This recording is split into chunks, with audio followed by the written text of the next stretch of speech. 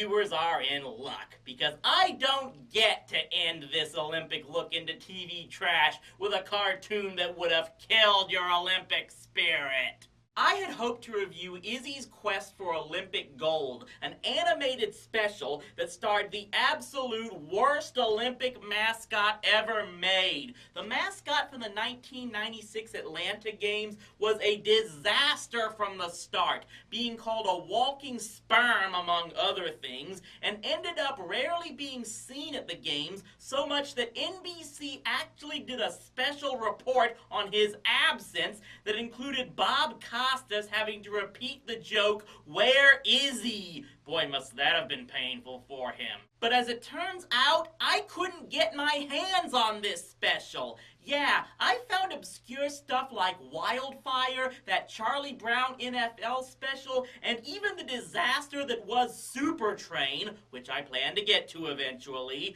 But this special was nowhere to be found. Some people have actually posted Let's Plays of the video game featuring the character. Yeah, there were games released for the Super NES and Genesis, but no one's apparently bothered to even put that animated special up online. So instead, we'll cap this off by looking into an animated movie that hopefully will give a much better performance for our judges. Everyone probably has that handful of TV shows or specials hidden in the back of their minds that they don't regularly think about, but certain events make them say, "Oh yeah, remember that?" For me, one such special was Animalympics, which I admittedly didn't know a ton about, just that I remember it being broadcast repeatedly in the summer of '96, the first year that I began really following the Olympic Games. From what I've read, this was originally made to be 2 half-hour specials that NBC would broadcast during the 1980 Winter and Summer Games. But that hit a snag when the United States boycotted the Summer Games that year. However, it allowed the producers to turn it into the full-length feature they really wanted it to be. It was shown at the 1980 Miami Film Festival and got theatrical releases overseas that same year. Finally, Warner Brothers got the rights for American distribution, and it aired in 1984 on HBO and Showtime. Throughout the 90s, it was also shown on the Disney Channel, which I'm guessing is where I saw it.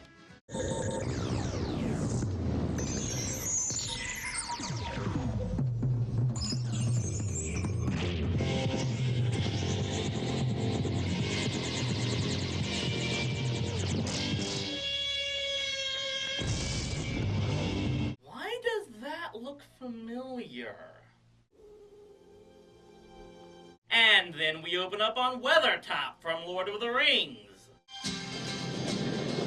From the heights of Mount Animalympics, the flame begins its journey through the 4 corners of the animal kingdom. Okay, joking aside, this is actually a creative opening, and I thought perhaps they could have extended it a bit longer to show even more different animals carrying the torch. We then cut to an opening of the ZOO broadcast of the Animal Olympic Games, where we meet the team of beastcasters that will bring us the action. I'm Henry Hummel, your anchor turtle. From ZOO Control, you're looking at Animal Olympic Island, setting for these first Animal Summer Games. Okay, right off the bat, I will say voicing these characters took some damn good skill. If the credits are accurate, the entire cast was voiced by Billy Crystal, Gilda Radner, Harry Shearer, and co-writer Michael Freemer.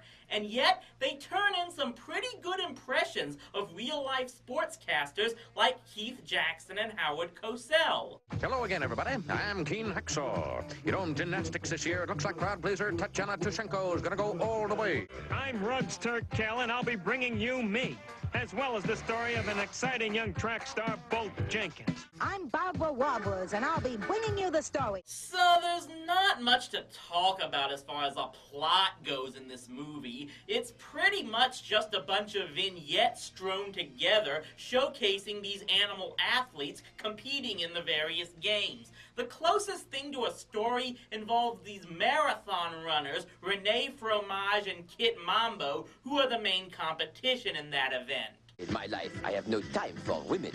It is all run, run, run. Because of this, I am chased. The way to beat Rene is to take a quick lead and break his concentration. And amazingly, to the best of my knowledge, none of these writers or animators went on to do Rocko's Modern Life. Other than that, yeah, there's sadly not much story to talk about. Just the ZOO broadcasts going back and forth to different events like gymnastics.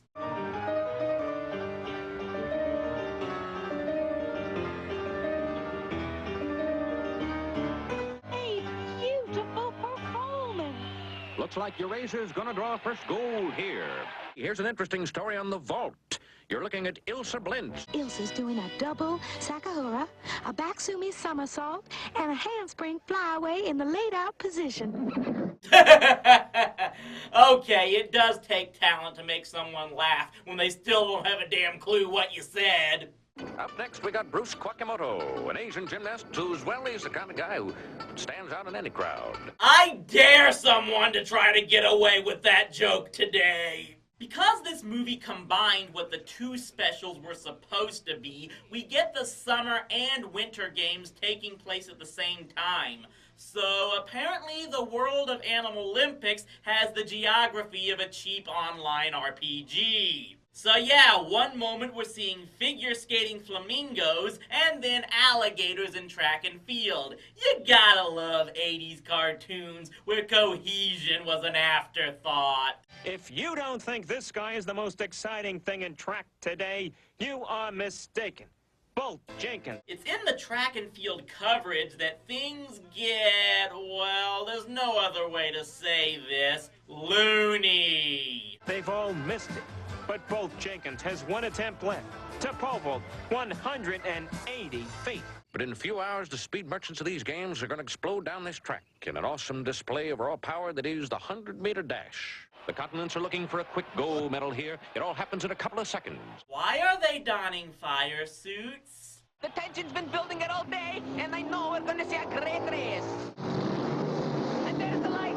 Look at the acceleration of those top fuel. Yeah, I think we can see why Warner got the distribution rights to this movie. It was to keep them from filing suit for gimmick infringement. I can't accept this gold medal. I mean, he was better than me.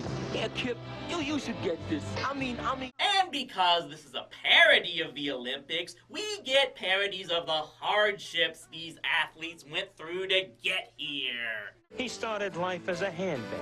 Was told he'd never walk again. I grew up, in the sewer, It was wet, like in dock, Along with those winning athletes getting commercials. Bolt Jenkins has literally this day jumped his way to stardom. Hi, I'm Bolt Jenkins, and I logged a lot of miles and downed a lot of toasted gecko flakes on my way to a gold medal. One day, internet reviewers will be big enough to land endorsements. I guess the closest secondary plot line would involve this one, involving downhill skier Kurt Woofner, who turns up missing just before his big event. I've just been handed a bulletin. Kurt Woofner, a European ski star, is reported missing. He was last seen climbing treacherous Pikes Peak moments ago, training for the downhill. The ski patrol is mounting an intensive search, but they are being hampered by a sudden blinding snowstorm. As soon as we get more information, we will give you an update on this dramatic development. I guess it's supposed to reflect some of the real-life tragedies and dramatic events that have interrupted the Olympics in the past, but then it crosses into this.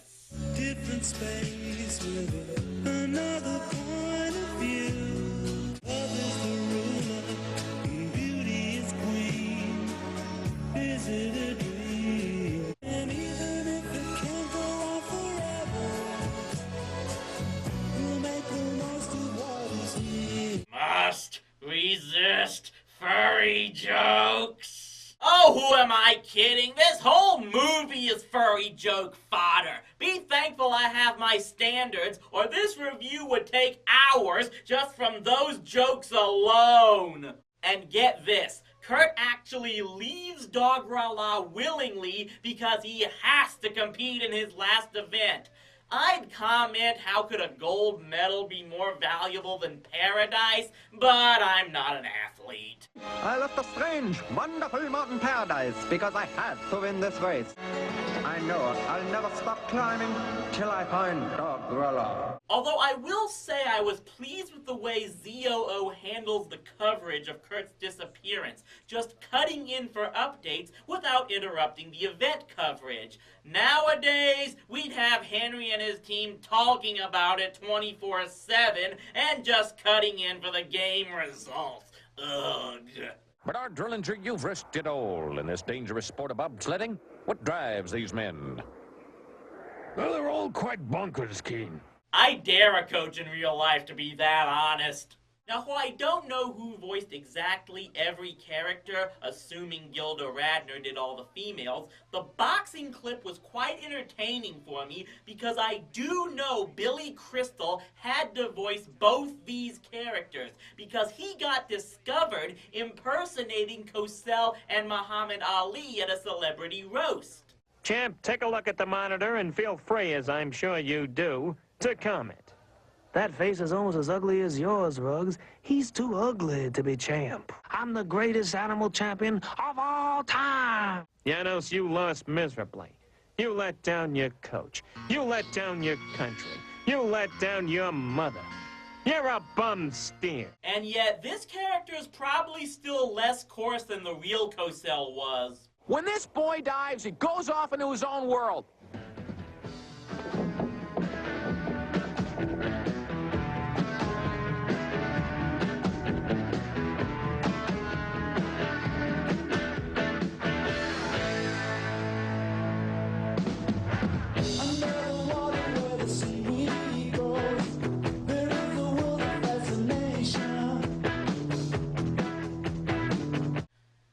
Okay, did the makers of this movie also make Xanadu?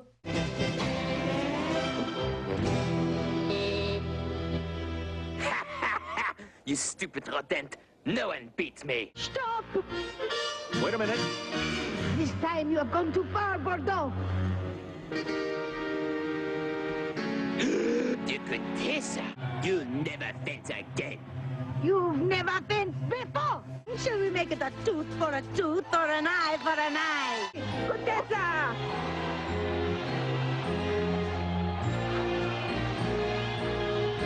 See, this is what would happen when you'd combine the Olympics with WWE, which might be pretty cool to watch.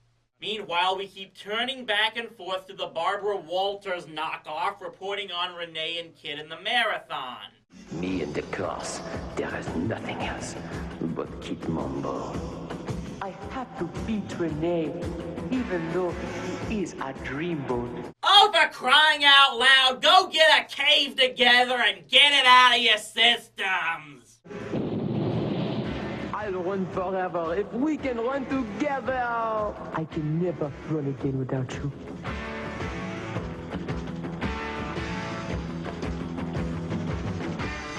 Or you could do that. Yeah, this climax is kind of lame, like something out of a Get-Along Gang special. I mean, give me something out of Annie Get Your Gun, where the two protagonists earn a mutual love and respect out of wanting to beat each other. I feel they dropped the ball on a much more intriguing finish here. Something about how we can battle each other peacefully, but still love one another. And I wonder if this was to satisfy the parent groups that did exist back then, trying to throw anti-competition, anti-discourse messages in cartoons and other forms of family entertainment. Bringing you these games required the precision teamwork of herds of dedicated animals working behind the scenes.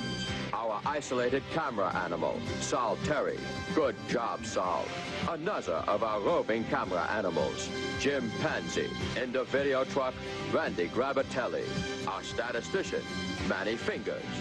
Our sound rabbit, Woody Hutchinson on the big ears. Wow, my only staff involves a single camera operated by one talking plush cat. And he pays me in Play-Doh cat food. I can't believe it's all over. There's gonna be a celebration. For everyone on the ZOO team, I'm Henry Hummel. Goodbye, and good luck to all you future gold medal winners. So that's Animalympics, and it's not bad, it's not not really good. It's sadly just sort of there. The animation is decent for its time, but there isn't really any meat to the story. Like, they cut and pasted things together, which is what they likely did. Still, it can be goofy and harmless at times, and if you're a sports fan like me, you might get a chuckle out of seeing it once or twice. The production staff did go on to even better things. Director Steven Lisberger went on to direct Tron. No wonder the opening vanity art looked familiar, huh? The art director Roger Allers went on to direct The Lion King. Animation director Bill Croyer wrote and directed Fern Gully, and animator Brad Bird wrote and directed The Iron Giant, The Incredibles, and Ratatouille.